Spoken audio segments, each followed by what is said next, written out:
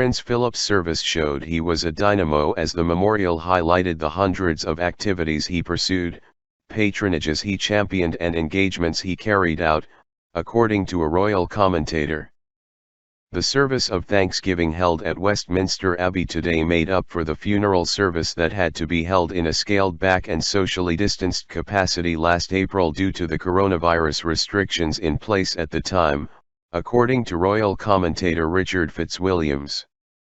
Recalling the funeral service for Prince Philip, held on April 17, the expert told express.co.uk, "What we had at the funeral, of course, was the need for the royal family to follow coronavirus restrictions. That meant that the heart of the nation went out to the Queen, because she was sitting alone.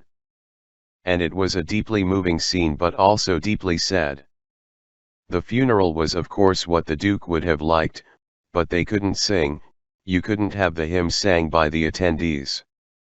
Also today you had the opportunity for 800 people to attend, including the royal family, foreign royals, various charities.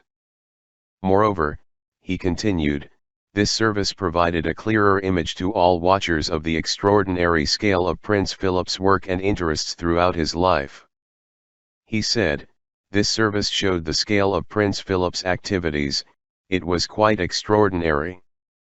Prince Philip's service didn't consist just in supporting the Queen, it wasn't only his engagements or his love for design, painting, reading.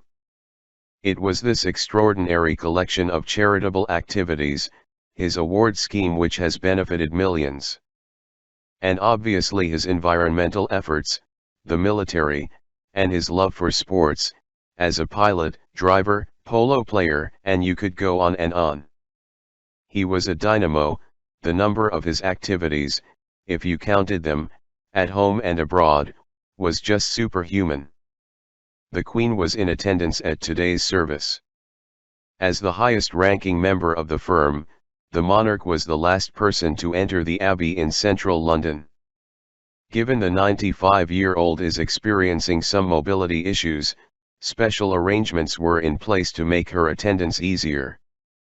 Among them, it was decided she would enter not from the main entrance but, rather, from the side doors near Poets' Corner. The Queen travelled from Windsor by car with Prince Andrew, who last attended a public event in 2021, Prince Philip's funeral. The Duke of York supported his mother while they walked down the nave at the Abbey, but the Queen walked the last few steps to her seat alone, using only the support of a light walking stick. This marked the first event attended by the Queen outside palace walls since mid-October last year, when her doctors advised her to rest and only engage for a period of time in light duties.